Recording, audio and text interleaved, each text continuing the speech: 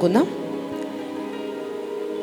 గడిచిన కొన్ని వారాల నుంచి మనము హెబ్రీ అండ్ యెహోషువ గ్రంథ ధ్యానాలు చేస్తున్నాం.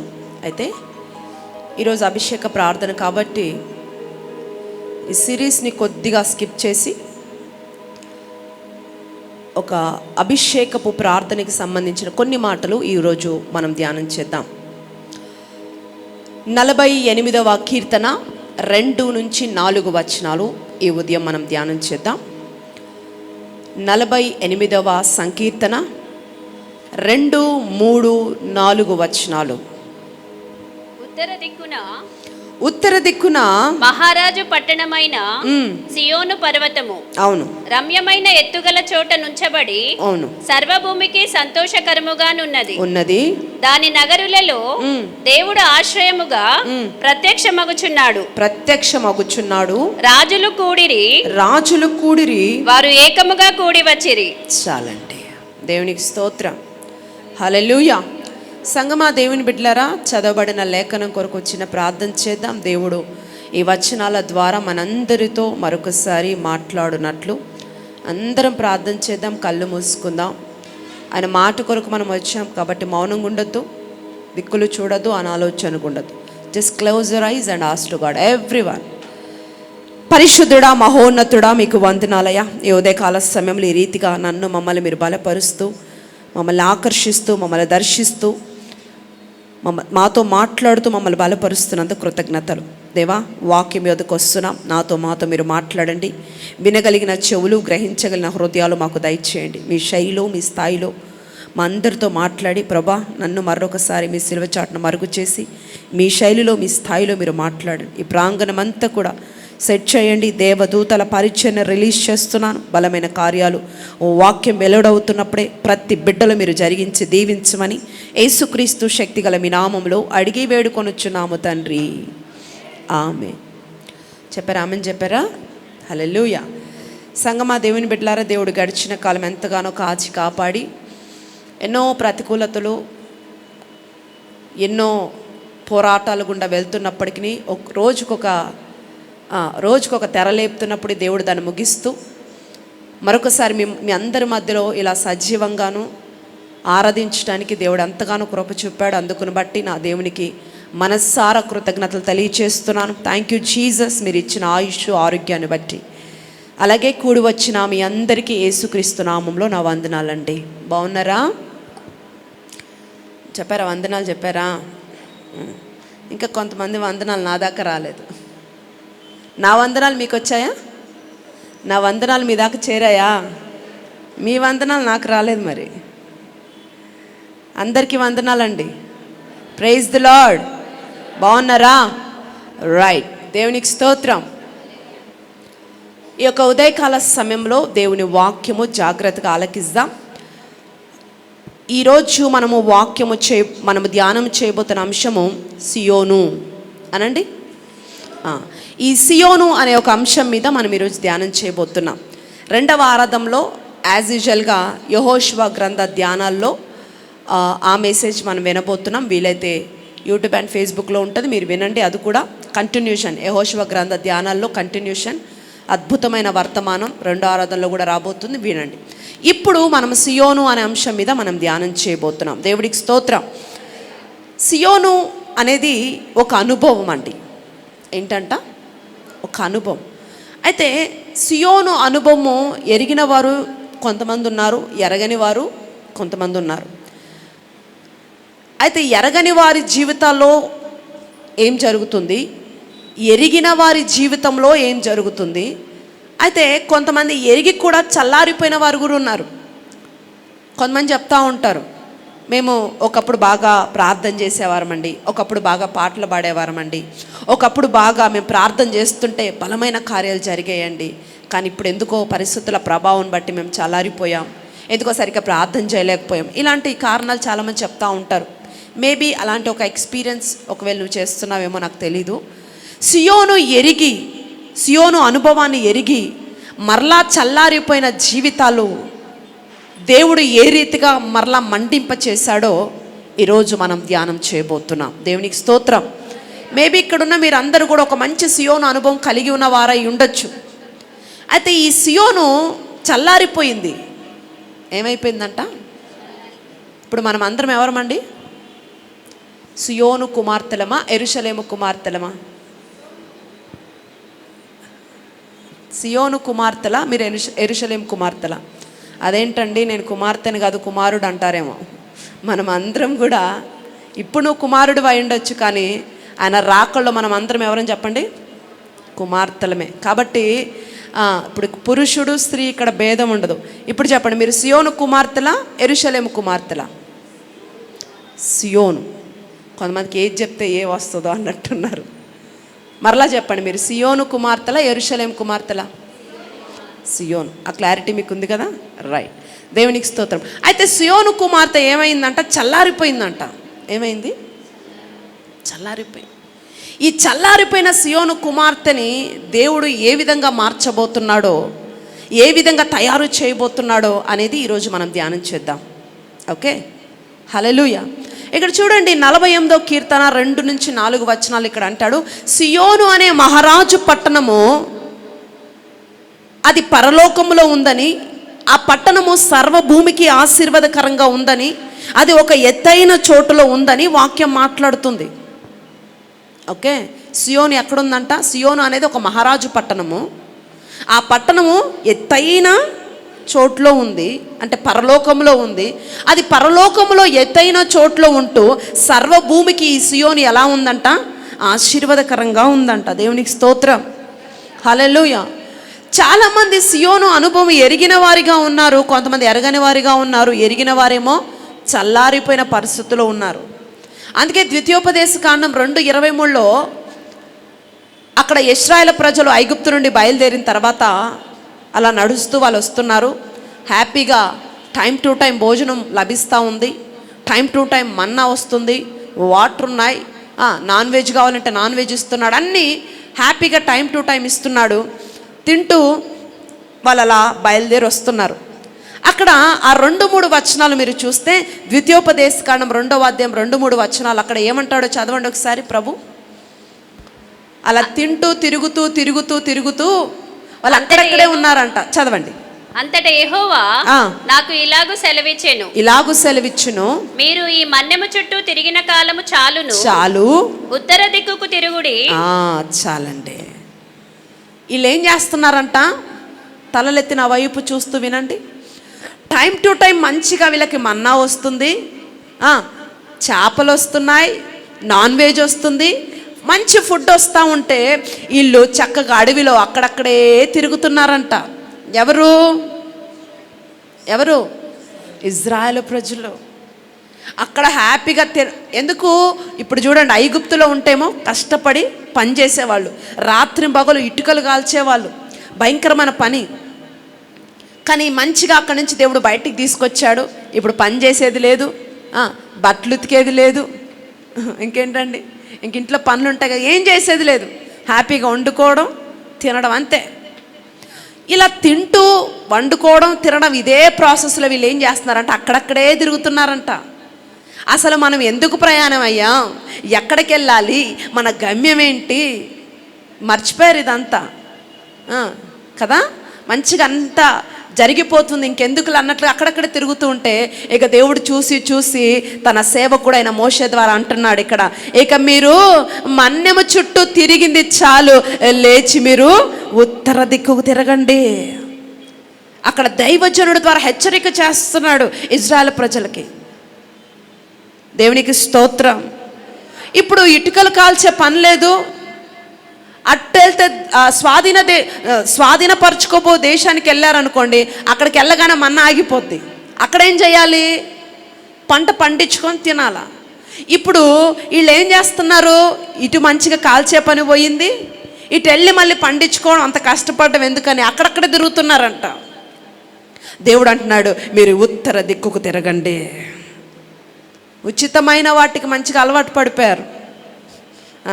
ఫ్రీగా, కొంతమంది అంటారు ఫ్రీగా వస్తే వీడు బాగా తెలుసు మీకు, నెక్స్ట్ తాగేస్తాడంటారు కదా. సో ఉచితమైన ఫుడ్కి మంచిగా అలవాటు పడిపోయి అరణ్య యాత్రలో సమృద్ధిగా మంచిగా ఫుడ్ వస్తూ ఉంది, అక్కడక్కడ తిరుగుతున్నారు. వాగ్దాన దేశానికి వెళ్ళాలన్న తొందర కానీ ఆశ కానీ ఆ ప్రయత్నం కానీ తగ్గిపోయింది. ఫస్ట్ బయలుదేరేటప్పుడే మంచి ఉత్సాహంగా బయలుదేరారు. స్వాధీనపరుచుకునే దేశము అలా ఉంటుందంట, ఇలా ఉంటుందంట, వెళ్ళిపోవాలి, స్వాధీనపరుచుకోవాలని మంచి ఒక మంటతో, ఒక అభిషేకంతో బయలుదేరిన వారు అక్కడ మధ్యలోకి వెళ్ళగానే స్ట్రక్ అయిపోయారు, ఆగిపోయారు. అలాంటి పరిస్థితిలో ఉన్నప్పుడు దేవుడు అక్కడ అంటున్నాడు మోషే ద్వారా మాట్లాడుతూ, మీరు మన్యము చుట్టూ తిరిగింది చాలు, ఇక లేచి మీరు ఉత్తరము తట్టు తిరగండి. అంటే అరణ్యములో తిరిగింది చాలు, అరణ్యము గుండా ప్రయాణించింది చాలు, ఇక మీరు లేచి ఉత్తరము తట్టు తిరగండి. దేవునికి స్తోత్రం. అక్కడ ఏముంది? ఉత్తరము దిక్కు. ఉత్తరము దిక్కు ఏముందని మీరు అడిగితే, ఇందాక మనం చదివాం కదా, ఏముంది ఉత్తరము దిక్కు? మహారాజు పట్టణమైన సియోను ఉందంట. ఇందాక కీర్తనకారుడు అన్నాడు కదా, సియోను పట్టణం, మహారాజు పట్టణం ఎక్కడుంది? ఉత్తరము దిక్కున. అందుకే అంటున్నాడు, ఇక మీరు మన్యము చుట్టూ, అరణ్యము చుట్టూ తిరిగింది చాలు, మీరు ఉత్తరము తట్టు తిరగండి. ఎందుకంటే ఉత్తరము దిక్కున ఎవరున్నారు? మహారాజు పట్టణమయ్య సియోను ఉంది. ఆ సియోనులో మహనీయుడు కొలువు తీరి ఉన్నాడు. ఇక ఆయన వైపు మీరు తిరగండి అని ఇక్కడ మాట్లాడుతున్నాడు. దేవునికి స్తోత్రం. యోబు గ్రంథం 23:9 అంటాడు, ఆ ఉత్తరము దిక్కులో దేవుడు పని జరిగించు కార్యాలయం ఉంది అంటాడు. అక్కడ ఆ పాయింట్ నోట్ చేసుకుని తర్వాత చదవండి. ఉత్తరము దిక్కులో ఏముందంట? ఆయన పనులు జరిగించు కార్యాలయం, అంటే ఆఫీస్ అంటారు కదా, దేవుని ఆఫీస్ ఉందంట. ఎటు? ఉత్తరము దిక్కున. దేవునికి స్తోత్రం. హల్లెలూయా. అక్కడ కూర్చొనే దేవుడు భూలోకాల్ని వెళ్తున్నాడు. యెషయాలో ఒక మాట అంటాడు, చదవండి ఒకసారి. యెషయా ప్రవచన గ్రంథం 14:12లో, యెషయా 14, తేజో నక్షత్రమా, వేకువ చుక్క, నీవెట్లు ఆకాశం నుండి పడితివి, జనములను పడగొట్టిన నీవు నేలమట్టు వరకు ఎట్లు నరకబడితివి, నేను ఆకాశమునకు ఎక్కిపోయేదను, దేవుని నక్షత్రములకు పైగా నా సింహాసనమును హెచ్చింతును, ఉత్తర దిక్కుననున్న సభా పర్వతము మీద కూర్చుందును, మేఘమండలం మీదకెక్కుదును, మహోన్నతునితో నన్ను సమానునిగా చేసుకొందును అని నీవు మనస్సులో అనుకొంటివి కదా. చాలండి. ఇక్కడ చూడండి, తలలెత్తి నా వైపు చూస్తే మాట్లాడండి. ఇక్కడ చూడండి, దేవుడు మాట్లాడుతూ వేగువ చుక్క, తేజో నక్షత్రం అని మాట్లాడుతూ ఎవరి గురించి మాట్లాడుతున్నాడు ఈ మాట? అపవాది గురించి మాట్లాడుతున్నాడు. ఇక్కడ మాట్లాడితే ఏమంటున్నాడు 13వ వచనంలో, నీ మనసులో నువ్వు ఇలా అనుకున్నావు కదా అని ప్రస్తావిస్తూ, ఉత్తర దిక్కున సభాపర్వతం మీదకి నేను ఎక్కిపోతాను అనుకున్నావు కదా అంటూ దేవుడు అక్కడ ఆక్షేపం చేస్తున్నాడు. అంటే ఉత్తర దిక్కున ఏముంది? సభాపర్వతం ఉంది, అవునా? ఒక మీటింగ్ హాల్ ఉంది, ఒక కాన్ఫరెన్స్ హాల్ ఉంది. దానినే యోబు అంటాడు, ఇది ఆలోచన సభ. హల్లెలూయా. మొత్తంగా చూస్తే ఉత్తర దిక్కున సియోను ఉందని, ఆ ఉత్తర దిక్కునే దేవుని ఆలోచన చేసే కార్యాలయం ఉన్నదని, అక్కడ కూర్చొని దేవుడు ప్రజలను చూస్తున్నాడని మనకి ఇక్కడ అర్థమవుతుంది. దేవునికి స్తోత్రం. హల్లెలూయా. అక్కడ కూర్చొనే దేవుడట తన ప్రాణం ఇచ్చి రక్తము కార్చిన సంఘము వైపట ఉత్తర దిక్కులో నుండి చూస్తున్నాడట. ఎక్కడి నుంచి చూస్తున్నాడు మనల్ని? ఉత్తర దిక్కు నుండి. అందుకే అంటున్నాడు, జనాంగమా మీరు మన్యము చుట్టూ తిరిగింది చాలు, ఇక ఉత్తరము తట్టు తిరగండి. అక్కడ సభా పర్వతం మీద కొలువు తీరుడు ఆసీనుడు అక్కడ కూర్చొని ఉన్నాడు, మీ కొరకు ఎదురు చూస్తున్నాడని ఇక్కడ మాట్లాడుతున్నాడు. దేవుడికి స్తోత్రం. ఈ మొత్తం చర్చలో ఫలితం ఏంటంటే, ఉత్తర దిక్కు ఒక క్లారిటీ రావాలి మీకు ఈరోజు అర్థమవుతుందండి. ఉత్తర దిక్కు ఏముంది? పరలోకం ఉందని, అక్కడ ఒక సియోను పట్టణం ఉందని మనకు బైబిల్ గ్రంథం పరిచయం చేస్తుంది, అవునా? హల్లెలూయా. 50వ కీర్తన 2వ వచనంలో అంటాడు చూడండి, అక్కడ కీర్తనకారుడు ఏమంటాడు? పరిపూర్ణ సౌందర్యము గల సియోనులో నుండి అవును దేవుడు ప్రకాశించుచున్నాడు. చూడండి, సౌందర్యము గల సియోనులో నుండి దేవుడు ప్రకాశిస్తున్నాడు. సౌందర్యం కలిగిందంట అది. అక్కడి నుండి దేవుడు ప్రభావము కలిగి, ఒక ప్రకాశము కలిగి మన మీదికి దేవుడు దిగొస్తాడంట. ఎక్కడి నుండి? సియోనులో నుండి ఒక ప్రభావముతో, ఒక ప్రకాశవంతమైన వెలుగుతో మన మీదకి దిగొస్తాడంట. అందుకే మనం చూడాల్సింది ఎటువైపు? ఆరాధనలో ఏ దిక్కును చూడాలి కదండి? కళ్ళు తెరుచుకొని అలా చూస్తుంటారు కొంతమంది. ఇందాక ఆరాధన సరిగ్గా చేశారా? దేవుడికి స్తోత్రం. ఏం చేయాలంట? ఉత్తర దిక్కున తిరిగి ఆయన ప్రభావము కొరకు, ఆయన ప్రకాశవంతమైన వెలుగు కొరకు అంట మనం ఎదురు చూడాలంట, అడగాలంట. దేవునికి మహిమ కలుగును గాక. హల్లెలూయా. కీర్తన 20వ అధ్యాయం 2వ వచనంలో సియోనులో ఉండి ఆయన మిమ్మల్ని ఆదుకొనును అంటాడు. మీరు నోట్ చేసుకుని తర్వాత చదవండి. 20వ అధ్యాయం 2వ వచనంలో సియోనులో నుండి అంటే ఆయన ఏం చేస్తాడంట? మనల్ని ఆదుకుంటాడు. నువ్వు ఆపత్కాలంలో ఉన్నప్పుడు, నువ్వు భయంకరమైన సిచ్యువేషన్లో ఉన్నప్పుడు ఆయన హస్తం ఎక్కడి నుండి వస్తుంది? సియోనులో నుండి నిన్ను ఆదుకుంటాడంట. అంటే సియోను అంటే ఏంటి? 1 పరలోకానికి ఉన్న పేరు, 2 అది ఆయన సింహాసనము ఉన్న స్థలము, 3 ఆయన పనులు జరిగించే స్థలము, 4 ఆయన ఆలోచన చేసే స్థలము, 5 ఆయన అక్కడి నుండి తన సంఘాన్ని చూస్తున్న స్థలము. దేవునికి స్తోత్రం.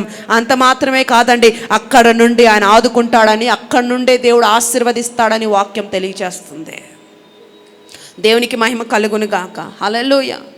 దేవుడు అందుకే యూదా గోత్రాన్ని ప్రేమించాడంట. సియోను పర్వతాన్ని నేను కోరుకున్నాను అంటాడు ఆ 78వ కీర్తనలో, 78, 68. నేను సియోను పర్వతాన్ని ఏం చేశాడంట? కోరుకున్నాడట. యూదా గోత్రాన్ని ప్రేమించాడంట. దేవునికి స్తోత్రం. యెహోవాకు సియోను గుమ్మములు, యెహోవాకి ప్రియములు అంటాడు. ఆ కింద వచనాల్లో మీరు చూస్తే. దేవునికి స్తోత్రం. హల్లెలూయా. సియోను అంటే ఎందుకు ఇష్టం మీకు అని మీరు అడిగితే, సియోనులో దేవుడు మందసం ఉంది. హల్లెలూయా. సియోనులో దేవుడు మహిమ ఉంది. ఇప్పుడు సియోను అనగానే దేవుడు నివసిస్తున్న చోటు మనకు అర్థమైందా? దేవుడికి స్తోత్రం. ఆత్మ సంబంధంగా చూస్తే తలలెత్తి నా వైపు చూడండి, పైకెత్తి చూస్తూ ఈ మాటలు వినండి. ఆత్మ సంబంధంగా కనుక మనం చూస్తే దేవుడు కోరుకున్న ప్రజలు ఎవరు అని మీరు అడిగితే, ఎవరు దేవుడు కోరుకున్న ప్రజలు?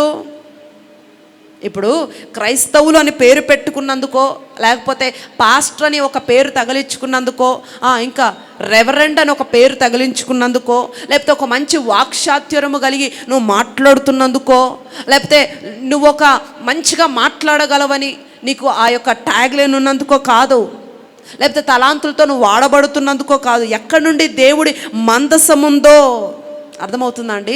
ఎక్కడ దేవుడు మహిమ ఉందో, ఎక్కడ దేవుడు సన్నిధి ఉందో, ఏ వ్యక్తి మీద దేవుడు సన్నిధి పనిచేస్తుందో, ఏ వ్యక్తి మీద దేవుడు మహిమ పని చేస్తుందో ఆ వ్యక్తే సియోను. దేవునికి స్తోత్రం. అర్థమైందండి? ఆ పరిచర్యను, ఆ సంఘాన్ని దేవుడు ప్రేమిస్తున్నాడని అర్థం. ఏ పరిచర్ని, ఏ సంఘాన్ని, ఏ పరిచర్య మీద దేవుడు మహిమ పని చేస్తుందో, ఏ సంఘం మీద దేవుడు మహిమ పని చేస్తుందో, ఏ సేవకుడి మీద దేవుడు ప్రభావం పని చేస్తుందో ఆ వ్యక్తిని, ఆ సంఘాన్ని, ఆ పరిచర్యను దేవుడు ప్రేమిస్తున్నాడు అని అర్థం. దేవునికి స్తోత్రం. ఈరోజు చాలా మందిరాలు ఉన్నాయి, చాలా సంఘాలు ఉన్నాయి, కానీ అన్ని మందిరాల్లో, అన్ని సంఘాల్లో దేవుడి యొక్క మహిమ లేదండి. దేవుడు ప్రభావం అక్కడ లేదు.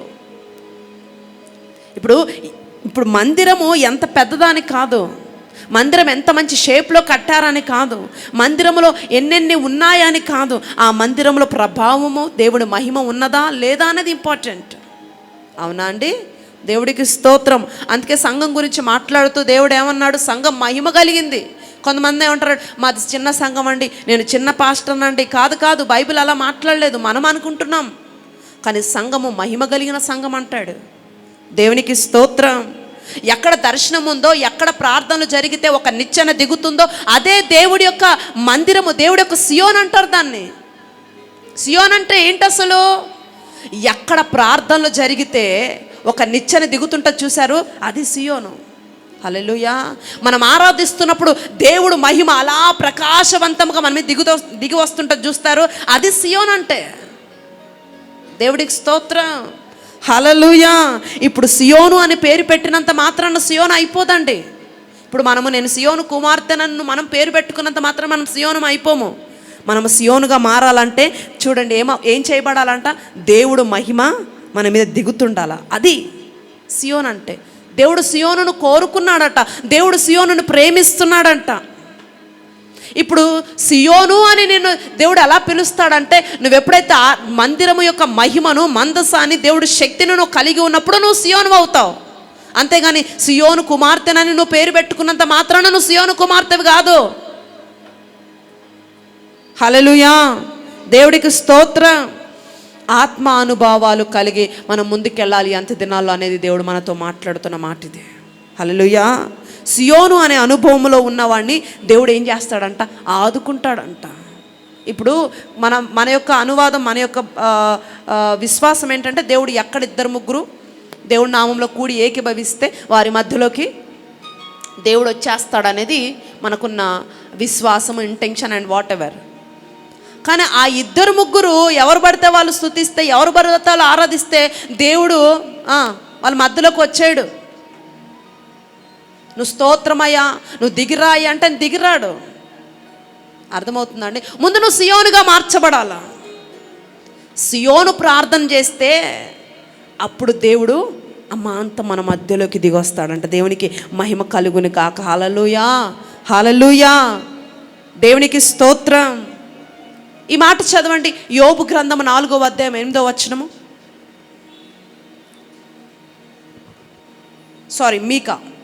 మీకా గ్రంథం 4:8. 4th chapter. మందల గోపురమా, సియోను కుమార్తె పర్వతమా, మునుపటి లాగున యెరూషలేము కుమార్తె మీద నీకు ప్రభుత్వము కలుగును. నీవెందుకు కేకలు వేయుచున్నావు? చాలండి, ఇక్కడ ఎందో వచనం చాలు మనకి. ఇక్కడ సియోను అనండి, సియోను అనండి. ఉన్నారు ఇక్కడే? ఇటు సియోను కుమారులు, సియోను అనండి. రైట్, హల్లెలూయా. సియోను అని దేవుడు పిలుస్తూ ఇక్కడ సియోను గురించి ఏమంటున్నాడు చూడండి. మందల గోపురమా, సియోను కుమార్తె. ఈ సియోను కుమార్తె ఒక పర్వతం అంట. ఎవరు? సియోను కుమార్తె. అది మందలకు గోపురంగా ఉంది, సర్వోన్నతమైన స్థానంలో ఉంది.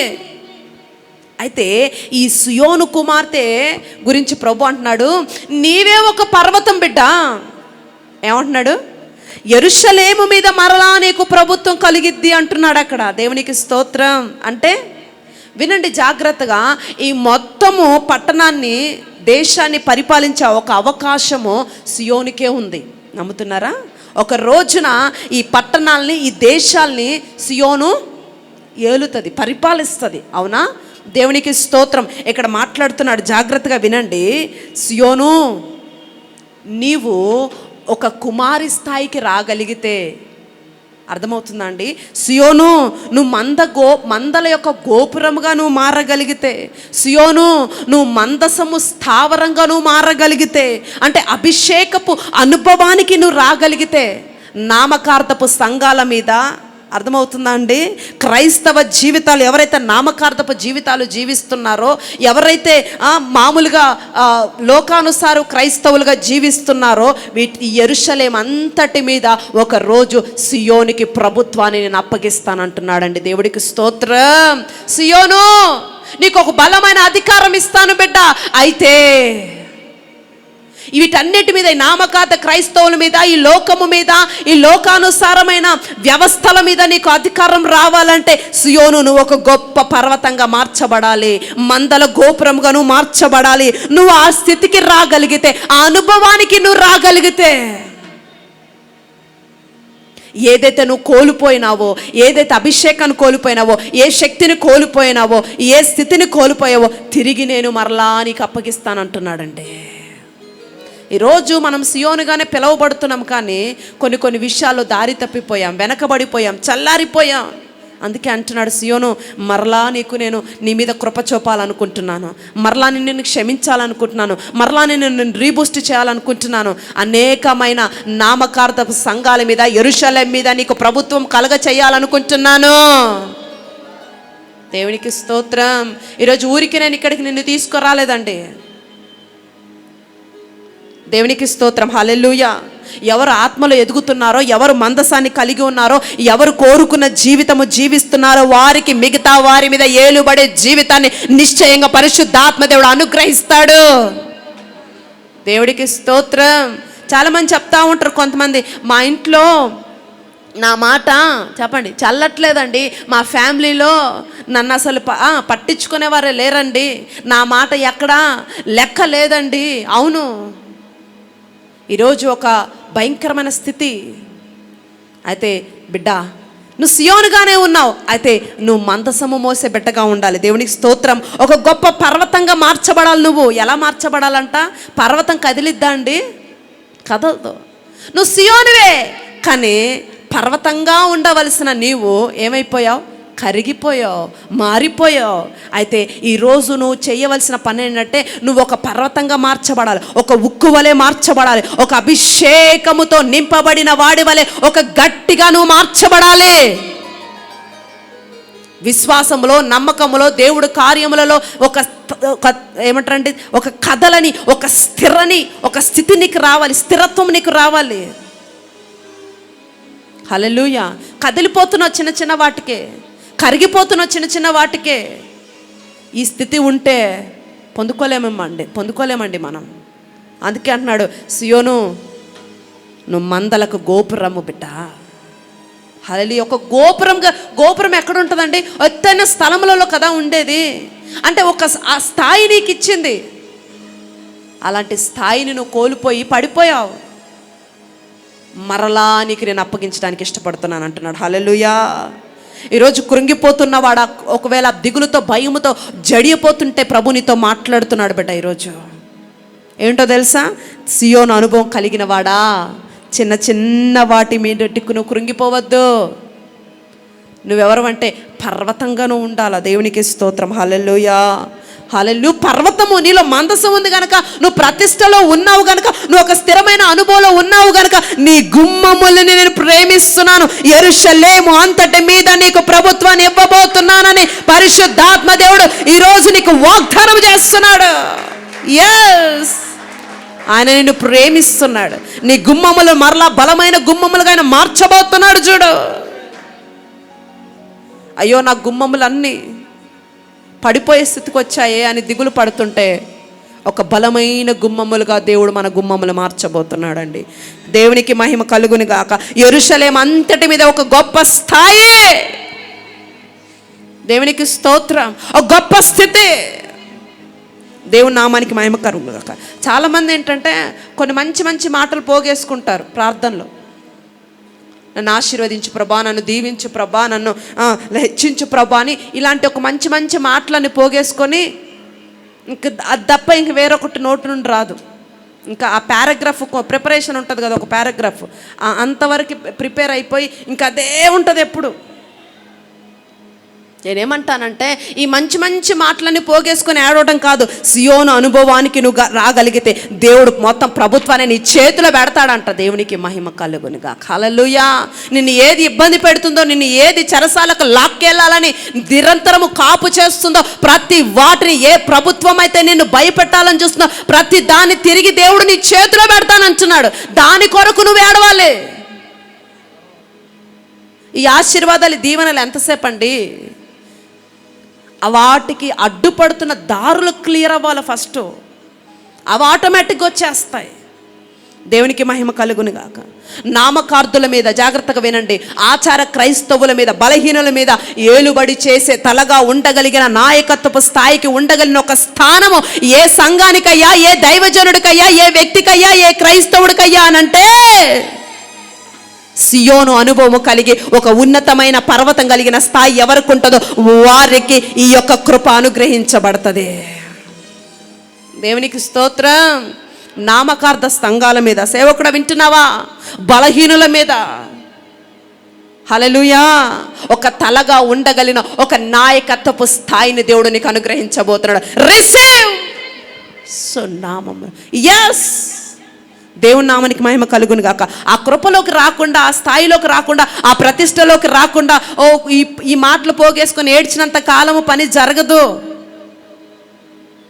ఈరోజు ప్రభు ఎందుకు మనల్ని ఇక్కడికి తీసుకొచ్చి కూర్చోబెట్టాడు అని అంటే, ఆ కృప, ఏ కృప? పర్వతపు స్థాయి. అంటే ఒక కథలని, ఒక స్థిరత్వం కలిగిన స్థాయిని మనం పొందుకోవాలి. ఆ ప్రతిష్టలోకి రావాలి, ఆ సమర్పణలోకి రావాలి. దేవునికి మహిమ కలుగును గాక. హల్లెలూయా. ఇప్పుడు అన్నీ కూడా సండే స్కూల్ ప్రార్థనలు పనిచేయవండి. ఇంకా ఈ కాలంలో సండే స్కూల్ ప్రార్థనలు ఏంటి? గంప ఏంటి చెప్పండి, తొట్టె నిండా పిండి పెసుకుతూ ఉంటాను, అది సమృద్ధిగా అవుతుండాల. నా ఇంట్లో 2 రొట్టెలు చేపలు అన్నీ సమృద్ధిగా అయిపోతుండాలి. ఇవన్నీ సండే స్కూల్ పిల్లల ప్రార్థనలు అంట. ఈ అంత్యకాలం చివరి దినాల్లో ఈ ప్రార్థనలు పని చేయబడ్డా మరి ఏ ప్రార్థన పని చేస్తుంది? పరిణితి చెందిన ఆత్మీయ జీవితము, సమర్పణ కలిగిన జీవితాలు, ఇన్ని విశేషాలున్న ఒక సియోను అనుభవము కలిగిన ఆ యొక్క అనుభవంలోకి రావాలని ఒక ఆశ ఉంటుంది చూసావు. ఆ యొక్క ఆశతో ప్రార్థన చేయాలి, దాని గురించి ప్రార్థన చేయాలి. హల్లెలూయా, దేవునికి మహిమ కలుగును గాక. దేవుడు దిగి రావాలంటే ఏం తమాషా కాదండి, అర్థమవుతుందండి. ఊరికేనే అందరి మీదకి దేవుడు దిగి వచ్చాడు. రా ప్రభు, వచ్చే ప్రభు అంటే ఆయన పని లేకుండా నీ కొరకు వచ్చాడు ఆయన. కొంతమంది ఈజీగా చెప్పేస్తారు, దేవుడు నాతో మాట్లాడేశాడండి, దేవుడు నాకు ఇది చెప్పేశాడండి. అసలు ఎవరు చెప్పారు చెక్ చేసుకున్నాను ఫస్ట్ నువ్వు. అర్థమవుతుందండి. దేవుడు దిగి మాట్లాడాలంటే, దేవుడు దిగి రావాలంటే ఏదైనా తమాషా విషయం కాదు. ఆయన ఏమో మామూలు గల్లీ దేవుడు కాదు, ఆయన ఇంటర్నేషనల్ గాడ్. ఆమేన్, హల్లెలూయా. ఈ ప్రపంచానికి పునాదులు వేసినవాడు ఆయన. హల్లెలూయా. ఎవరు పడితే వాళ్ళు స్తోత్రమయ్యా, దిగిరాయ్యా, ప్రభా కరుణించయ్యా అంటే ఆయన దిగిరాడండి. ఒక వ్యక్తి ఇంకా యాకోబుగా ఉంటే, ఇంకా అబద్ధాలు ఆడే స్థితిలో ఉంటే, ఇంకా మోసపు బ్రతుకు మానకపోతే దిగిరాడు ఆయన. హల్లెలూయా. యాకోబు ఏడుస్తున్నాడు, ఏమని? నన్ను ఆశీర్వదించు, నన్ను ఆశీర్వదించు. దేవుడు అన్నాడు, సరేరా నీ ప్రార్థనకు వస్తే పక్కన పెట్టు, ఫస్ట్ నీ పేరేంటి అన్నాడు. అవునా? ఎందుకు అడిగాడు? అలవాట్లో పొరపాట్లో ఏశావు అంటాడేమోనని. ఆల్రెడీ ఏశావు అని అబద్ధం ఆడాడు ఒక దగ్గర. ఎక్కడ? డాడీ దగ్గర, ఇస్సాకు. ఎవరు పాపం కళ్ళు లేవు ఆయనకి. ఎవరు నాన్న నువ్వు అంటే చెప్పేశాడు అన్నీ, నోటికొచ్చిన అబద్ధాలు. ఆ డ్రెస్ వేసుకున్నాడు, గొంతు మార్చాడు, అన్నీ మార్చేశాడు. ఇప్పుడు అడుగుతున్నాడు, ఇప్పుడు వచ్చి ప్రభా నన్ను ఆశీర్వదించంటే అసలు ఈడు ఏమంటాడా, ఈడే ఆన్సర్ ఇస్తాడని మళ్ళీ దేవుడు అడుగుతున్నాడు, నీ పేరేంటి అని. మరలా ఏశావు అంటాడేమో, ఇంకా డెప్ప మీద 2 ఇచ్చి పోరా మళ్ళీ ఇంకొక 20 years చావుపో అందామని. కానీ ఈసారి కరెక్ట్గానే చెప్పాడు. ఏమన్నాడు? అయ్యా నా పేరు యాకోబు. హల్లెలూయా.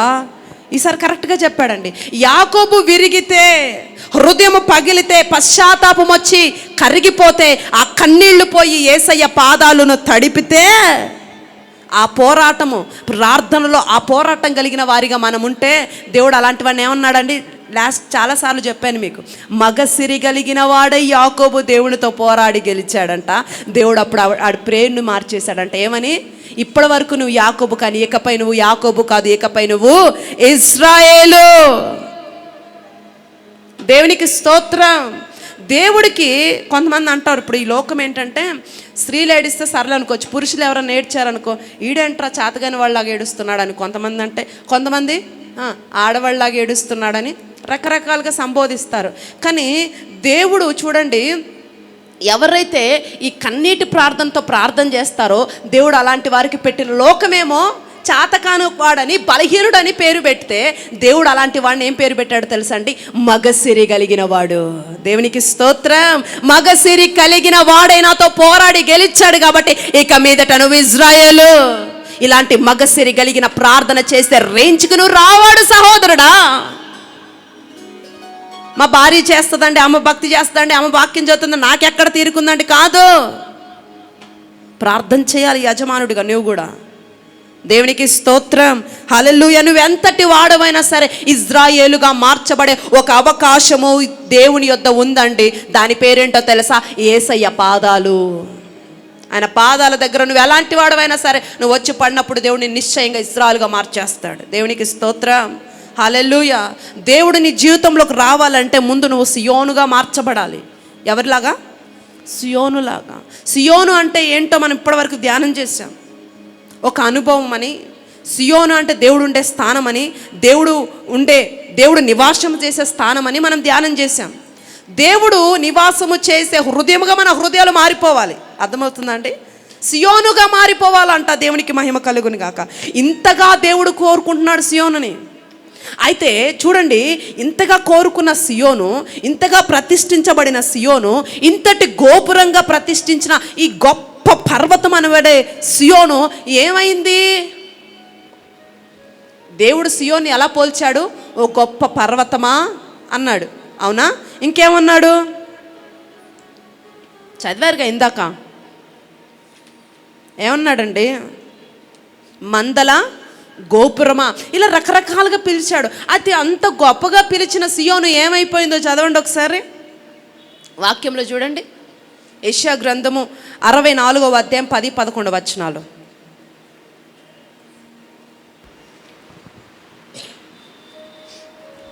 నీ పరిశుద్ధ పట్టణము వీటి భూములాయను, సియోను బీడాయను, యెరూషలేము పాడాయను.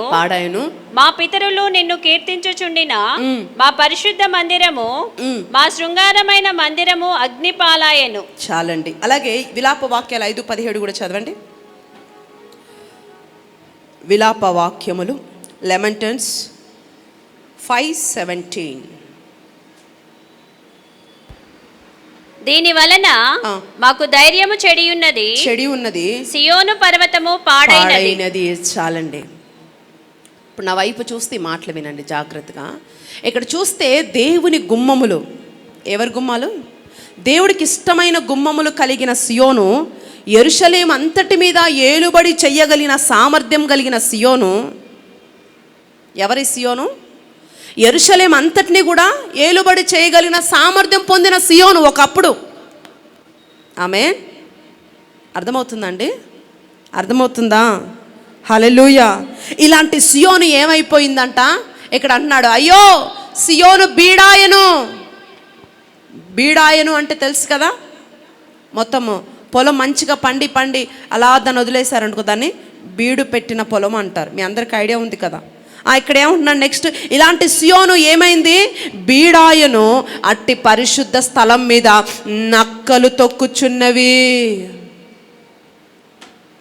ఒక బలమైన సియోను, ఒక మహిమ కలిగిన సియోను ఇప్పుడు ఏమైపోయింది? బలహీనం అయిపోయింది. బలహీనం అయిపోవడాన్ని బట్టి దేవుడు అక్కడి నుంచి వెళ్ళిపోయాడు. దేవుడు వెళ్ళిపోవడాన్ని బట్టి ఆ ప్లేస్లోకి ఏమొచ్చేసాయి?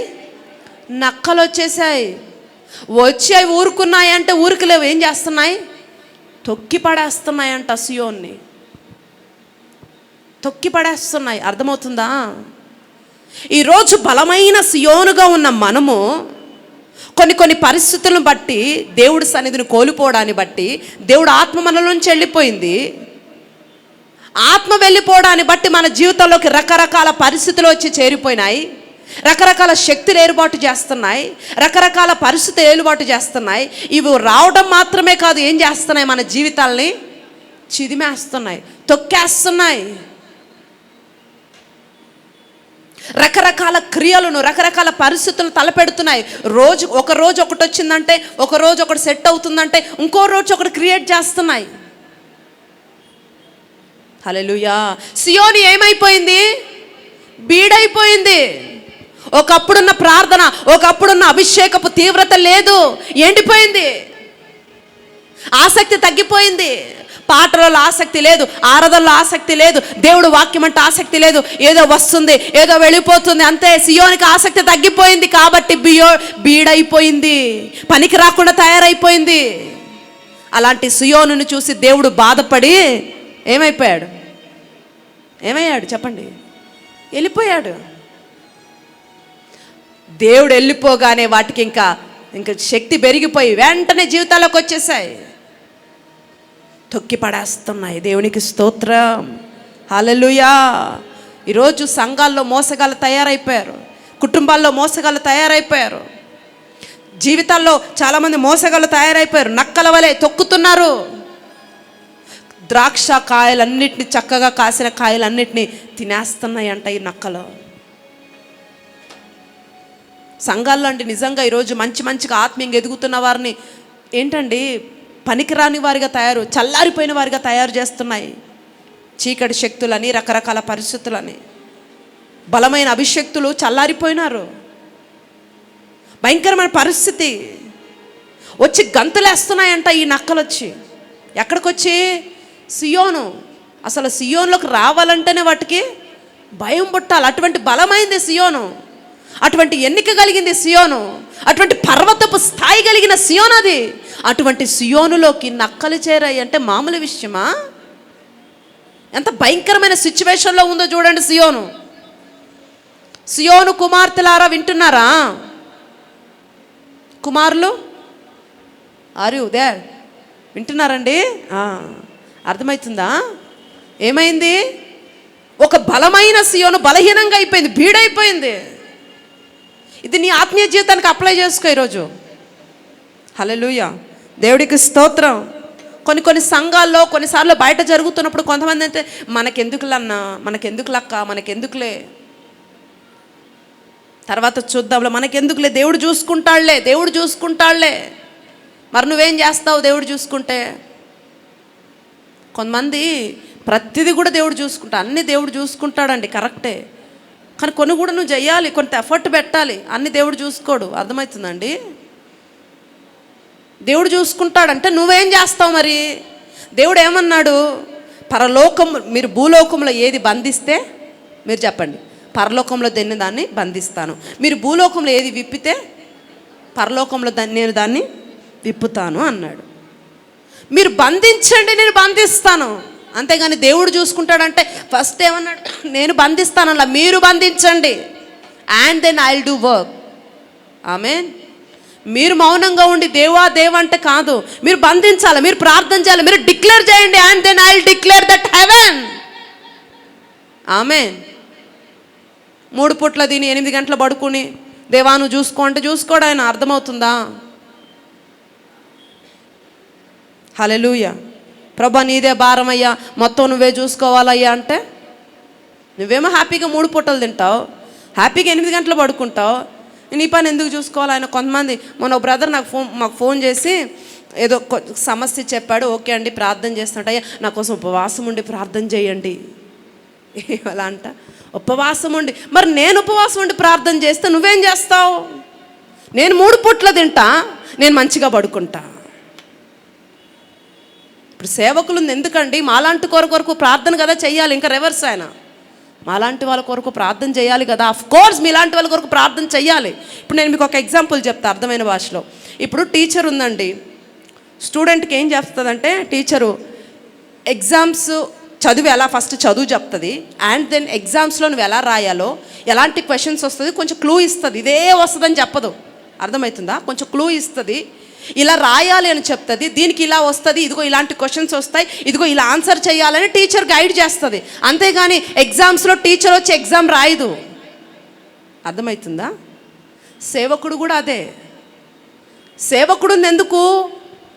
ఆత్మీయ జీవితంలో ఎలాంటివి వస్తాయి, ఎలా నువ్వు దాన్ని దాటాలి, ఎలా నువ్వు దాన్ని జయించాలి, దాన్ని ఎలా నువ్వు తిప్పి కొట్టాలి, ఎలాంటి బాణాలు వాడు సంధిస్తున్నప్పుడు తిరిగి నువ్వు ఎలా యుద్ధము చేయాలనేది సేవకుడు నీకు తెలియజేస్తాడు. ఆ క్లూస్ ఇస్తుంటాడు. దేవుడు దైవ జనుల్లో ఉండి ఆ మార్గాలు నీకు తెలియజేస్తుంటాడు. కానీ పోరాడవలసింది నీవే. అర్థమవుతుందా? ఎగ్జామ్ రాయాల్సింది నీవే. ఇప్పుడు నీకు రావట్లేదు కాబట్టి నేను వచ్చి రాస్తాను అన్నట్టు టీచర్స్ ఉన్నారు ఇక్కడ. మీరు అలాగే చేస్తారా టీచర్స్? కదా, చచ్చినా ఏమంటారండి, వాడికి వచ్చినా రాకపోయినా చచ్చినట్టు నువ్వు ఏదో ఒకటి రాయి అంతే తప్ప నేనేం చేయలేను అంటాడు ఇప్పుడు. ఆమేన్. సో కాబట్టి ఒక పరిస్థితి వచ్చినప్పుడు, ఒక సిచ్యువేషన్స్ వచ్చినప్పుడు దైవజనుడు నీ వెనక ఉండి నడిపిస్తాడు, నీ కొరకు ప్రార్థన చేస్తాడు, నీ కొరకు బంధిస్తూ ఉంటాడు.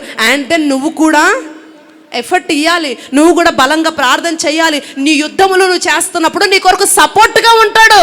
కానీ యుద్ధం నువ్వు చేయాలి. ఆయన వచ్చి నీ కొరకు యుద్ధం చేయడు, ఆయన కొరకు వచ్చి ఉపవాసం ఉండడు. అర్థమవుతుందా అండి? నా బ్రదర్ అంటున్నాడు ఉపవాసం ఉండి నా కొరకు బాగా ప్రార్థన చెయ్యండి. అఫ్ కోర్స్ చేస్తాం బ్రదర్, కానీ నువ్వు కూడా చెయ్యనంటే నాకు బీపీ అండి, నాకు షుగర్ అండి, నేను తినలేకుండా ఉండలేనండి. ఆయనకు బీపీ అంట, ఆయనకు షుగర్ అంట, ఆయన తినలేకుండా ఉండలేడంట, ఆయన మంచిగా 3 పూటలు తింటాడంట, 2 పూట్ల స్నాక్స్ తింటాడంట, హ్యాపీగా టైం టు టైం పడుకుంటాడంట. ఇక్కడ మేము ఉండి ఉపవాసం ఉండి ప్రార్థన చేయాలంట. అవుతుందా? నేనేమంటానంటే సంగమా, దైవజనుడు నీ కొరకు ప్రార్థన చేస్తాడు, ఎందుకంటే ఆ బాధ్యత ఆయనకు ఉంది. నువ్వు చెప్పిన, కొంతమంది అంటారు నువ్వు చెప్పినా చెప్పకపోయినా మీ అందరి గురించి ప్రతిరోజు దైవజనుడు ప్రార్థన చేయవలసిన బాధ్యత ఆయనకు ఉంది, చేస్తాడు. చేయకపోతే దేవుడు లెక్క ఆయన అడుగుతాడు ప్రతిరోజు. నా బిడ్డ ఇదిగో ఈ స్థితిలో ఉంది, చేయి, ప్రార్థన చేయి. మీరు చెప్పకపోవచ్చు, మీరు ప్రేయర్ రిక్వెస్ట్లు కొన్నిసార్లు దేవుడు చెప్పించి ఆయనతో ప్రార్థన చేస్తాడండి. లిటరల్లీ మేము అనుభవించాం కాబట్టి చెప్తుంటాను నేను. కొన్నిసార్లు మీరు టైం అయిపోయిందని ఫాస్ట్గా మీరు వెళ్ళిపోతారు కదా, కానీ మీరు కొన్ని సిచ్యువేషన్స్ దేవుడు చూపించి, ఇదిగో నా బిడ్డ ఇదిగో దీని కొరకు ఏడుస్తుంది, దీని కొరకు అంగలారుస్తుంది, come on do it that, prayer చేయ బిడ్డ కొరకు అని ఎన్నోసార్లు మాకు ప్రేరేపించి దేవుడు ప్రేయర్ చేయించిన దినాలు చాలా ఉన్నాయి చాలామంది కోసం. మీకు పర్సనల్గా మేము చెప్పకపోవచ్చు, మీరు మాకు చెప్పకపోవచ్చు, కానీ వి డూ దట్ ప్రేయర్. కానీ కొన్నిసార్లు మన యుద్ధాలు మనం చేయాలి. నా మాటలు అర్థమవుతున్నాయి మీకు? దేవునికి మహిమ కలుగునిగా. హల్లెలూయా. మనం ఏం చేయాలంట? బంధించాలి. అర్థమవుతుందా అండి? దేవునికి స్తోత్రం. అయ్యో, సియోనులో నక్కలు చొరబడ్డాయి, ద్రాక్ష తోటల్ని పాడు చేస్తున్నాయి. ఈ సియోనులో చేరి మంచిగా ఫలిస్తున్న వాటిని ఏం చేస్తున్నాయంటే ఈ నక్కలు పాడు చేస్తున్నాయండి. ఈరోజు సియోను కొరకు ప్రార్థించని ఒక తరము, సంఘాల కొరకు ప్రార్థించని పరిస్థితులు, చెరుపుతున్న నక్కల్ని తరమటానికి ఎవరు సహాయకులు లేరు.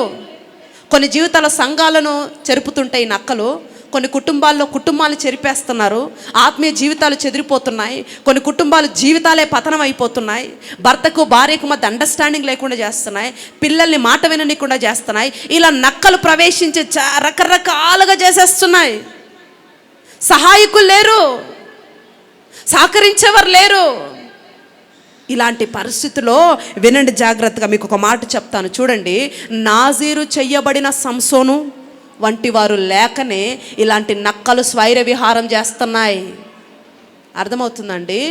నాజీరు చెయ్యబడిన ఒక సంసోను వంటి వారు లేకనే సియోనులోకి ప్రవేశించి నక్కలు జీవితాన్ని చింద్రబంద్రం చేస్తున్నాయండి. హల్లెలూయా. అభిషక్తులుంటే, బంధించగలిగిన వారు ఉంటే, దేవుని ఆత్మచేత ప్రేరేపించబడిన వారు ఉంటే, దేవుని చేత రేపబడిన వారు ఉంటే, దేవుడు ఆత్మచేత బలముగా వాడబడుతున్న వారు ఒక కుటుంబంలోనూ ఒక సంఘంలో ఉంటే ఎలా ఉంటుంది? అలాంటి వారు పరిగెత్తి ఏం చేస్తారో తెలుసా? పట్టుకొని, ఎవరిని? నక్కల్ని పట్టుకొని ముడివేటి మంట పెట్టి ఫిలిస్తీన్ల తోటలు తగలబెట్టి దేవుని సంఘానికి, దేవుని ప్రజలకి తెప్పలు లేకుండా చేసేవాడు కదా. హల్లెలూయా. దేవునికి స్తోత్రం. ఒక సంసోను వంటి వాడు, ఒక అభిషేకం కలిగిన వారు, ఒక ప్రతిష్ఠ చేయబడిన వారు ప్రతి కుటుంబానికి, ప్రతి సంఘానికి ఉండాలి. That is the will of God. అలా మీరు తయారు చేయబడాలని, ఇలాంటి ఒక అనుభవంలోకి మీరు రావాలని దేవుడు ఈరోజు మనల్ని పిలుపునిస్తున్నాడండి. దేవునికి స్తోత్రం. ఒక్కొక్క నక్కల్ని ఏం చేయాలా? పట్టుకొని ఒకదానికి, కొంతమంది జీవితాల్లో రోగాలు, శక్తులు, పరిస్థితులు, ఇరుకులు, నొప్పులు, ఇబ్బందులు ఇవన్నీ గురి చేస్తున్న వీటన్నిటిని పట్టుకొని ముడిపెట్టి మంట పెట్టగలిగిన ఒక అభిషేకపు తరము సంఘములో నుండి, కుటుంబంలో నుంచి లేవనెత్త బోడలుగాక యేసు నామములో. yes Jesus. హల్లెలూయా. అలాంటి ఒక అభిషేకాన్ని ఈ ఉదయం మీరు పొందుకుందరు గాక. ఒక్కొక్క నక్కను వెంటాడి మంట పెట్టి పట్టుకొని మంట పెట్టగలిగిన ఒక సామర్థ్యం ప్రభు మీకు అనుగ్రహించును గాక ఈ ఉదయం. రిసీవ్ యేసు నామములో. yes హల్లెలూయా. సాధారణ విశ్వాసులేమో సహకరించట్లా, అభిషక్తులేమో నాజరుని కోల్పోతున్నారు, ప్రతిష్టతను కోల్పోతున్నారు, నక్కల స్వైర విహారం పెరిగిపోతుంది, భయంకరంగా సియోనును తొక్కుతున్నారు. సియోనును తొక్కే కాడికి నక్కలు వచ్చాయి. ఫిలిస్తీన్ల కాలం వచ్చేసరికి, అంటే దావీదు సౌలు కాలం వచ్చేసరికి ఫిలిస్తీన్లు రెడీగా ఉన్నారంట. ఒక పర్వతం మీద ఫిలిస్తీన్లు, ఒక పర్వతం మీద ఇజ్రాయేలు. అలా మారిపోయారు. ఎందుకు అలాంటి ఒక పరిస్థితి వచ్చింది? సియోనును చూసి పారిపోయిన ఫిలిస్తీన్లు ఈరోజు అంత ఎత్తుకు నిలబడ్డారు. అంత ఎత్తుకు వారు రావడానికి, నెత్తి మీద కూర్చోవడానికి గల కారణం ఏంటి? ఫిలిస్తీన్ల గుంపు సియోను నెత్తి మీదకి కాళ్ళ దగ్గర ఉండాలంటే భయపడే ఫిలిస్తీన్లు నెత్తినెక్కి కూర్చున్నారు ఈరోజు. కారణం ఏంటండి? దావీదులు కరువైపోయారండి. సంసోనులు కరువైపోయినారండి. ఒక బలమైన అభిషేకపు తరము కరువైనారండి. అందుకే మన కాళ్ళ కింద ఉండాల్సిన వాడు నెత్తినెక్కి కూర్చున్నాడు ఈరోజు. అర్థమవుతుందా? దేవునికి స్తోత్రం, హల్లెలూయా.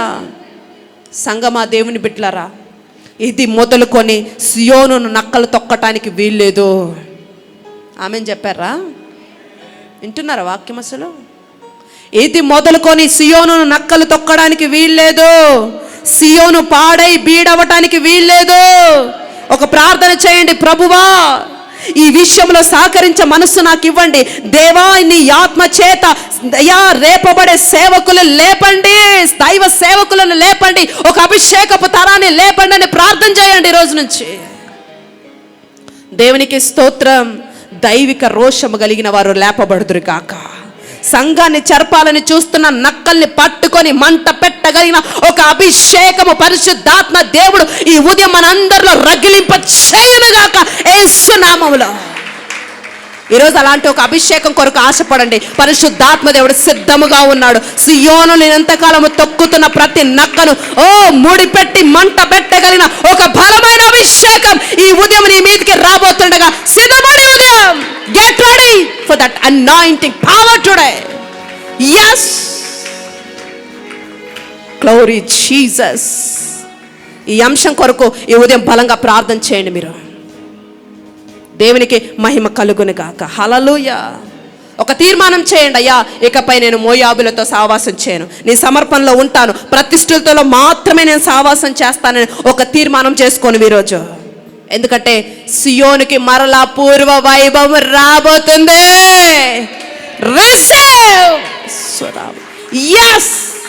పూర్వ వైభవాన్ని పరిశుద్ధాత్మ దేవుడు సియోనుకి మరలా తెప్పించబోతున్నాడు. అయ్యో సియోను పాడై బీడాయనే, నక్కలు తొక్కుతున్నాయి. అసలు ఎందుకు జరుగుతుంది ఇలా? దేవుడు బలహీనుడయ్యాడా? దేవుడు చేతకాని వాడైపోయాడా? దేవుడు మర్చిపోయాడా? లేదండి, లేదు. దేవుడు ఎప్పుడు మర్చిపోలా. మరి ఎందుకు సియోను అలా అయిపోయింది? అలా అవ్వడానికి గల కారణం ఏంటి? బీడవడానికి గల కారణం ఏంటి? పాడవడానికి గల కారణం ఏంటి? సియోనులో నక్కలు చేరడానికి గల కారణం ఏంటి? రండి చూడండి కారణం ఏంటో. యెషయా 3:16-17 ఒక చిన్న కారణాన్ని మీ దృష్టికి తెస్తాను. యెషయా గ్రంథం 3వ అధ్యాయం 16-17 వచనాలు. Thank you Jesus. మరియు యెహోవా సెలవిచ్చినదేదనగా, అవును, సియోను కుమార్తెలు గర్విష్ఠురాండ్రై మెడచాచి నడుచుచు, ఓరచూపులు చూచుచు, కులుకుతో నడుచుచు, తమ కాళ్ళ గజ్జలను మ్రోగించుచున్నారు. కాబట్టి ప్రభు సియోను కుమార్తెల నడినెత్తి బోడి చేయును, యెహోవా వారి మానమును బయలుపరచును. చాలు. ఇక్కడ చూడండి సంగమా, జాగ్రత్తగా వినండి. ఇక్కడ చూడండి, ఎట్టి చర్యలు. ఇప్పుడు ఈ సియోను కుమారు గురించి చదివాం కదా, కులుకుతుందని, గర్విష్ఠురాలైందని, రకరకాల కొన్ని కారణాలు చెప్పాడు అక్కడ. ఇలాంటి చర్యలు బబులోను కుమార్తెలు చేస్తే ఓకే, సరే. యెరూషలేము కుమార్తెలు మెల్లమెల్లగా అలవాటు పడ్డారంటే సర్లే అనుకోవచ్చు. కానీ ఇవన్నీ చేస్తుంది ఎవరంట? సియోను చేస్తుందంట. ఒక ప్రతిష్టతలో ఉండాల్సిన సియోను, ఒక బలమైన పర్వతంగా ఉండాల్సిన సియోను ఆ ప్రతిష్టను కోల్పోయి, ఆ సహవాసాన్ని కోల్పోయి, ఆ ప్రార్థన శక్తిని కోల్పోయి గర్వం పెరిగిపోయిందంట, భక్తి గర్వం వచ్చేసిందంట, కులుకుతుందంట. నేను కాదు, వాక్యం చెప్తుంది. అందరు నా వైపు చూస్తున్నా. ఎవరు? సియోను. దేవునికి స్తోత్రం. దేవుడు కోరుకున్న సియోను, నువ్వెందుకు ఇలా తయారైపోయావు? దేవుడు నిన్ను ప్రేమించాడు కదా, దేవుడు నిన్ను ఎన్నుకున్నాడు కదా, దేవుడు నిన్ను ప్రతిష్ఠించాడు కదా, నీ కొరకు బలమైన కార్యాలు చేయటానికి తలపెట్టాడు కదా, ఒక పర్వతంగా మార్చాడు కదా, ఒక బలమైన అధికారాన్ని నీకు అప్పచెబుతాను, కట్టబెడతాను అన్నాడు కదా. ఎందుకు నువ్వు ఇలా తయారైపోయావు? గర్వం ఎందుకు వచ్చేసింది నీకు? సియోను పాడై బీడవడానికి గల కారణం ఏమన్నాడు అక్కడ? సియోనుకి ఏమైంది? గర్వం వచ్చింది, గర్విష్ఠురాలైపోయిందంట సియోను. ఇప్పుడు ఇక్కడ తలలెత్తిన వైపు చూస్తే మాటలు వినండి. వ్యభిచారం చేసిందనో విగ్రహారాధన చేసిందనో ఇక్కడ రాయలా. ఈ సియోను ఏదో పెద్ద పెద్ద పాపాలు చేసిందని అనలా ఇక్కడ. జస్ట్ మేజర్ రీజన్ ఒకటి చెప్పాడు అంతే. ఏంటంట? గర్విష్ఠురాలైపోయింది. సియోను పాడవడానికి గల కారణం జస్ట్ గర్వం వచ్చేసిందంట. క్రైస్తవ సంఘము, ఎత్తబడే సంఘము, రాకడ సంఘానికి దేవుడు మందసాన్ని కలిగి ప్రపంచానికి సంఘానికి మాదిరిగా ఉండవలసిన సంఘము ఏమైందంట? ఏమొచ్చిందంట? దానికి గర్వం వచ్చిందంట. ఎవరి సియోను? రాకడకు సిద్ధపడుతుంది, ఎత్తబడే సంఘముగా గుంపుగా తయారవుతుంది. దేవుడు మందసాన్ని మోస్తుంది, దేవుడు అభిషేకాన్ని మోస్తుంది. దేవుడు స్వయాన కొలువు తీరే ఒక సన్నిధిగా తన హృదయాన్ని మార్చుకున్న సియోను సడన్గా ఆమెకి ఏమొచ్చేసిందంట? గర్వం వచ్చింది. అభిషేకపు గర్వము, ఆత్మీయ గర్వము, 4 పాటలు వచ్చాయన్న గర్వము, కొంచెం వాక్యం వచ్చిందన్న గర్వము, ప్రత్యక్షతలు చూస్తానన్న గర్వము, కళలు దేవుడు నాకు కళల ద్వారా నాతో మాట్లాడతాడని గర్వం వచ్చేసిందంట ఈ సియోనికి. హల్లెలూయా, దేవుడికి స్తోత్రం. 10 గ్రాములు పరిశుద్ధత ఉంటే 90 గ్రాములు గర్వం. టాలీ అవుతుంది అసలు? పరిశుద్ధత ఎక్కడా, గర్వం ఎక్కడా? అర్థమవుతుందండి? ఉందేమో పరిశుద్ధత 10 గ్రాములే, కొంచెం దేవుడికి ఇష్టంగా బ్రతుకుతుంది, ఓకే పర్లేదు. కానీ గర్వం మాత్రం ఎన్ని గ్రాములు చెప్పండి? 90 గ్రాములు అంటే టాలీ కావట్లా. అందుకే సియోను పాడైపోయింది. దేవునికి స్తోత్రం. హల్లెలూయా. ఈ మధ్యకాలంలో అంట చాలామందికి, జాగ్రత్తగా వినండి, లక్షలు వచ్చి లక్షణాలు కోల్పోయారంట. లక్షలు, ల్యాండ్స్, ఇల్లు, ఈ మధ్య డబ్బులు బాగా వచ్చేసాయి, లక్షలు. ఈ లక్షలు వచ్చి ఏమైపోయినాయి? ఉండాల్సిన లక్షణాలన్నీ ఎగిరిపోయినాయి. ఈ లక్షలు వచ్చి లక్షణాలు పోవడం వల్ల లక్ష్యానికి చేరలేకపోతున్నారు. అర్థమైందా? లక్షలు వచ్చి లక్షణాలు పోవడాన్ని బట్టి ఉన్న లక్ష్యం ఏంటో, ముందున్న ప్రయాణం ఏంటో మర్చిపోయి అక్కడక్కడే తిరుగుతున్నారు. ఇందాక ఇజ్రాయెల్ ప్రజలు తిరిగినట్టు మన్యం చుట్టే. బలంగా ఉండాల్సిన సియోన్ ఇప్పుడు ఏమైంది? అక్కడక్కడగా అయిపోయిందంట. దేవునికి మహిమ కలుగును గాక. హల్లెలూయా.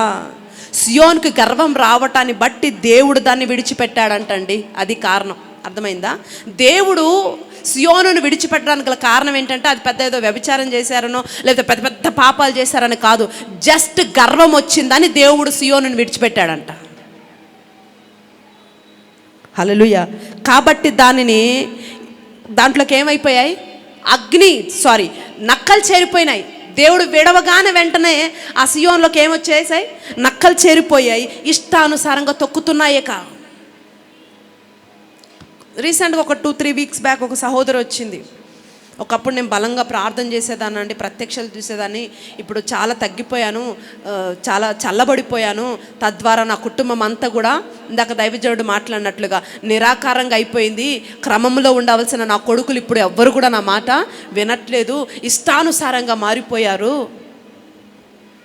సియోనికి ఏమైంది? గర్వం వచ్చేసింది. ఈ గర్వమును బట్టి కొంతమంది ఏంటంటే కొంచెం వాళ్ళకి పరిశుద్ధంగా బ్రతికి కొద్దుగుంటే మిగతా వాళ్ళందరూ భయంకరంగా పాపం చేసిన వాళ్ళలాగా చూస్తారు. వీళ్ళేదో పెద్ద పరిశుద్ధులని, మిగతా వాళ్ళంతా కూడా పనికిరారన్నట్టు. ఏదో నీకు 4 పాటలు వచ్చలే, ఏదో కొద్దిగా ప్రార్థన వచ్చలే, ఏదో కొద్దిగా అభిషేకం ఉందిలే, అయితే ఏంటి? ఇక మిగతా వాళ్ళంతా పురుగుల్లాగా చూస్తుంటారు. ఇక పిచ్చోళ్ళలాగా, ఇంకా వాళ్ళంతా పనికిరానోళ్ళు, పాపుల్లాగా చూసేస్తుంటారు. దీన్నే దేవుడు ఏమన్నాడు? గర్వం. ఇప్పుడు నువ్వు పరిశుద్ధురాలువి అయితే ఏమైంది? దేవుడు కృపను బట్టి నువ్వు పరిశుద్ధురాలు అయ్యావు, దేవుడు కృపను బట్టి పొందుకున్నావు. అందుకని దాన్ని బట్టి మిగతా వాళ్ళందరూ కూడా వేస్ట్ పర్సన్స్ అని కాదు కదా. దేవుడు వాళ్ళకు కూడా ఒక అవకాశం ఇస్తాడు, దేవుడు వాళ్ళకు కూడా ఒక రోజున మంచి స్థాయిని ఇస్తాడు, స్థితిని ఇస్తాడు. అన్ని టైమ్స్ అందరూ ఒకలాగా ఉండవు కదా, అవునా? హల్లెలూయా. ఏదో నీకు కొద్దిగా వచ్చిందని మిగతా వాళ్ళందరూ పనికిరారని కాదు. ఇక్కడ అదే చేసిందంట సియోను. అలా చేసి చేసి చేసి ఇప్పుడు నక్కలు చేరిపోయి జీవితాలని తొక్కేస్తున్నాయి. కుటుంబాలు తొక్కేస్తున్నాయి, బలహీనపరిచేస్తున్నాయి. ఇక్కడ ఇంకో మాట ఉంటుంది, చదవండి ఆ మాట ఒకసారి. విలాప వాక్యములు 4:2 చదవండి. ఎంత భయంకరమైన మాట ఉంటుందో చూడండి ఒకసారి. విలాప వాక్యాలు 4:2. మేలిమి బంగారముతో పోల్చదగిన సియోను ప్రియ కుమారులు ఎట్లు కుమ్మరి చేసిన మంటి కుండలుగా ఎంచబడుచున్నారు. చాలండి. మేలిమి బంగారముతో పోల్చాడంట సియోనుని మామూలుగా కాదు, బంగారముతో పోల్చబడిన సియోను ఇప్పుడు మట్టి కుండగా మారిపోయింది. బంగారం ఎక్కడ, మట్టి ఎక్కడ? అంటే ఈ బంగారానికి మస్ట్ వచ్చేసింది. ఏమొచ్చింది చెప్పండి? మస్టు. ఎలా అయిపోయాయి మట్టి కుండలుగా? అయ్యో, బంగారముతో పోల్చదగిన సియోను మట్టి కుండలుగా. అక్కడ ఏమన్నాడు? మేలిమ బంగారం అన్నాడు. గమనించారా?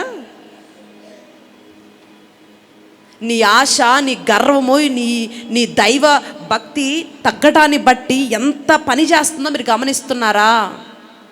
నువ్వు భక్తుడు అయి ఉండొచ్చు, నువ్వు భక్తురాలు అయి ఉండొచ్చు, కానీ ఈ చిన్నదనాన్ని బట్టి ఈరోజు బలమైన సన్నిధి నువ్వు మిస్ అయ్యావు. అదే ప్రభు రిమైండ్ చేస్తున్నాడు ఈరోజు. ఉపేక్ష లేకపోవడాన్ని బట్టి, భక్తి తగ్గడాన్ని బట్టి ఏమైందంట? మేలిమి బంగారంగా ఉండవలసిన సియోను మంటి కుండలుగా మారిపోయిందంట. హల్లెలూయా. ఇందాక చదివాం కదా విలాపములకు 1:6లో సియోను కుమారి సౌందర్యం అంతా పోయిందంట. చదవండి ఆ మాట. మేలిం బంగారుగా తలతలలాడ మెలిసిపోతున్న సియోను మట్టి కుండలుగా మారిపోయి ఇక్కడ ఏమైంది చూడండి 1:6. సియోను కుమారి సౌందర్యం అంతయు తొలగిపోయెను. చూడండి, ఒకప్పుడు అభిషేకపు సౌందర్యం, ఒకప్పుడు అభిషేకపు ప్రత్యక్షత, దేవుడు మహిమ ప్రకాశవంతంగా వెలుగుతుంటే ఎంతో అందంగా కనిపించేది దేవునికి. కానీ ఇప్పుడు ఏమైందంట? సౌందర్యం అంతా పోయిందంట. అదే మనకైతే మామూలుగా లోకానుసారాలు అయితే సౌందర్యం పోతే ఏ బ్యూటీ పార్లర్ బెస్ట్, ఏ ప్రోడక్ట్ బెస్ట్ అని తిరుగుతూ ఉంటారు కదండి. కానీ ఆత్మీయ సౌందర్యము మరలా పొందుకోవాలంటే ఏ బ్యూటీ పార్లర్లు పనిచేయవండి. ఈ ఆత్మీయ సౌందర్యం దేవుడి సన్నిధిలోనే మరలా తిరిగి పొందుకోవాలి మనం. ఏ ప్రోడక్ట్స్ పనిచేయవు, ఏ కాస్ట్లీ ప్రోడక్ట్ వాడు పనిచేయదు. హల్లెలూయా. అధికారము పొందాలండి, తీసుకోకూడదు. అర్థమవుతుందండి? అధికారం అనేది ఒకరి దగ్గర లాక్కుంటే వచ్చేది కాదు, అది మనము పొందుకోవాలి. అభిషేకం కూడా నీకు నువ్వుగా పొందుకోవాలి. అర్థమవుతుందండి? హల్లెలూయా. కృప లాక్కోకూడదు, పొందుకోవాలి. ఆమేన్. ఆశీర్వాదము దొంగిలించుకోకూడదు, పొందుకోవాలి. యాకోబు ఆశీర్వాదం దొంగిలించాడు. పాపం ఏమైనా పనికొచ్చింది ఆశీర్వాదం? కొంతమందికి పక్కోళ్ళ మీదే ఏడుపు, వాడికి ఇలా వచ్చింది, వీడికి ఎలా వచ్చింది, అప్పో వీడు అదైపోతున్నాడు. నువ్వు కూడా కష్టపడు, నువ్వు కూడా చెయ్యి, నువ్వు కూడా ప్రార్థన చెయ్యి, నువ్వు కూడా నీ పనిలో కష్టపడు, నువ్వు కూడా పొందుకుంటావు కదా కృపను, నువ్వు కూడా అధికారాన్ని పొందుకుంటావు కదా. ఆ ఏడ్చే బదులు అదేదో దేవుడి దగ్గర ఏడుస్తూ ప్రయాసపడు. అధికారం పొందాలన్నా, అభిషేకం పొందాలన్నా, కృప పొందాలన్నా అది మనం స్వయంగా సంపాదించుకోవాలి. ఒకరిస్తే రాదది, మనకి పని చేయదు అది. హల్లెలూయా. ఈరోజు తగ్గిన మహిమ మరలా దిగి రావాలంటే, సియోను కుమార్తెలు కుమారులు వింటున్నారా? ఈరోజు మహిమ తగ్గింది నీలో, అభిషేక పవర్ తగ్గింది. అయితే ప్రభు అంటున్నాడు, ఆ మహిమ మరలా దిగి రావాలంటే, మందసము మరలా నీలో కొలువు తీరాలంటే, మరలా అభిషేకపు ప్రవాహము సంఘములో బలముగా పని చేయాలంటే సియోన్ ఏం చేయాలి? ఇప్పుడు దిగి రావాలి. ఎక్కడ దిగి రావాలి? గర్వం అనే సింహాసనం వేసుకొని కూర్చుంది కదా, ఆ సింహాసనము దిగి రావాలి. దిగొచ్చి ఏం చేయాలంట? పశ్చాత్తాపముతో కన్నీరు గార్చాలి. ఎవరి దగ్గర? ఎవరి దగ్గర? సియోను కుమారులు కుమార్తెలు వింటున్నారా? ఎక్కడ గార్చాలంట? దేవుని దగ్గర. హల్లెలూయా. అలా మీరు చేయగలిగితే, అయ్యో సియోను నిన్ను బంగారముతో పోల్చాను, మట్టి కుండగా మారిపోయావు. అయ్యో సియోను, నేను ఒక పర్వతంగా ఉంచాను, గర్వము నీలోకి తెచ్చేసుకొని కింద పడిపోయావు. సియోను, నువ్వు మరలా పూర్వ వైభవము చూడాలంటే నువ్వు దిగి రావాలి బిడ్డ.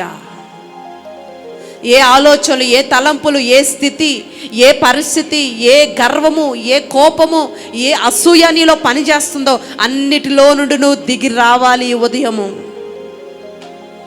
దిగొచ్చి ఏం చేయాలంట చూడండి, యెషయా గ్రంథము 4వ అధ్యాయము 4-5 వచనాలు. మీరు అలా చేస్తే, పశ్చాత్తాపడి ప్రార్థన చేస్తే ఏమంటున్నాడు అక్కడ? యెషయా 4:4-5, 4వ అధ్యాయము 4-5 వచనాలు. తీర్పు తీర్చు ఆత్మ వలనను దహించు ఆత్మ వలనను ప్రభు సియోను కుమార్తెలకున్న కల్మషమును కడిగివేయునప్పుడు యెరూషలేమునకు తగిలిన రక్తమును దాని మధ్య నుండి తీసివేసి దాన్ని శుద్ధి చేసి సియోను కొండలోని ప్రతి నివాస స్థలము మీదను దాని ఉత్సవ సంగముల మీదను పగలు మేఘ ధూపములను రాత్రి అగ్నిజ్వాల ప్రకాశమును యెహోవా కలుగచేయును. హల్లెలూయా. దేవుడికి స్తోత్రం. మీకు అర్థమైతే బాగుండేది. అర్థమైంది ఇంతకీ? హల్లెలూయా. ఇక్కడ ఏమన్నాడండి?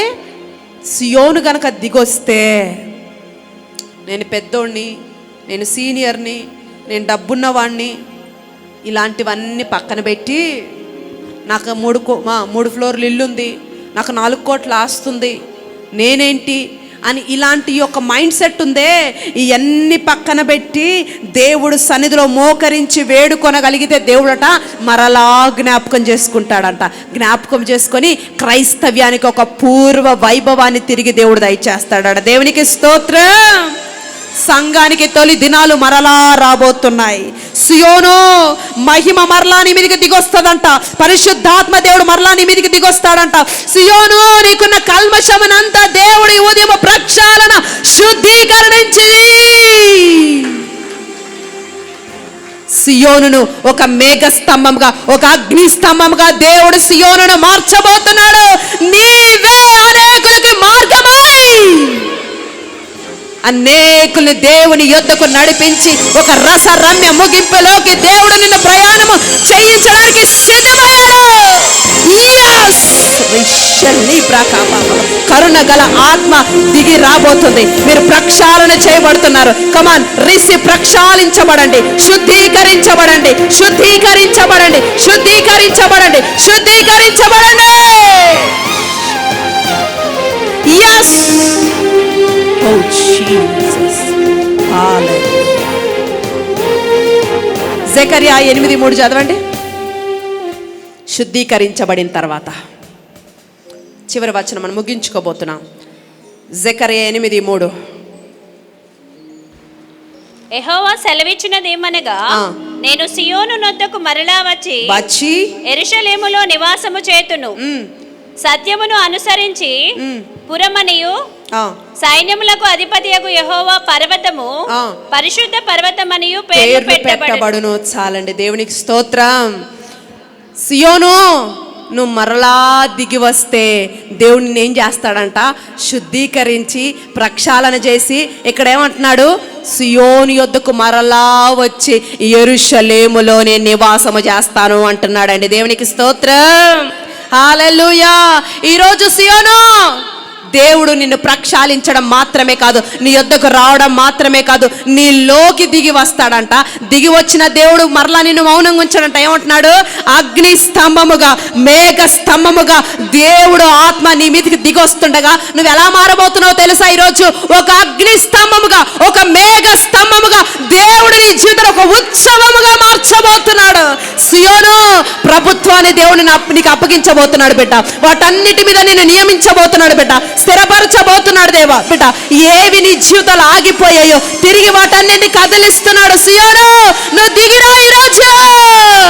ఇదిగో వైభవంగా నీ జీవితాన్ని నా ప్రభు మార్చబోతున్నాడు. సియోను, దేవుడు ఇదిగో నీ జీవితంలో పని చేస్తున్న ప్రతి దురాత్మను, ప్రతి శక్తుల్ని, ప్రతి బంధకాల్ని, ప్రతి రోగములను, ప్రతి అప్పుల్ని అన్నిటి ఒకదానికి ఒకటి ముడేసి మంట పెట్టి అదిగో తోలి ఒక రసరమ్యమైన ముగింపు నీ సంఘములకు, నీ ఆత్మీయ జీవితానికి పరిశుద్ధాత్మ దేవుడు నిశ్చయముగా దయచేయబోతున్నాడు. తరిమి తరిమి కొట్టబోతున్నాడు. రిసీవ్ యేసునామములో. అదిగో నక్కలు ముడేయడం నేను చూస్తున్నాను. మంట పెట్టబోతున్నాడు దేవుడు నీ జీవితంలో ఒక ఉత్సవముగా.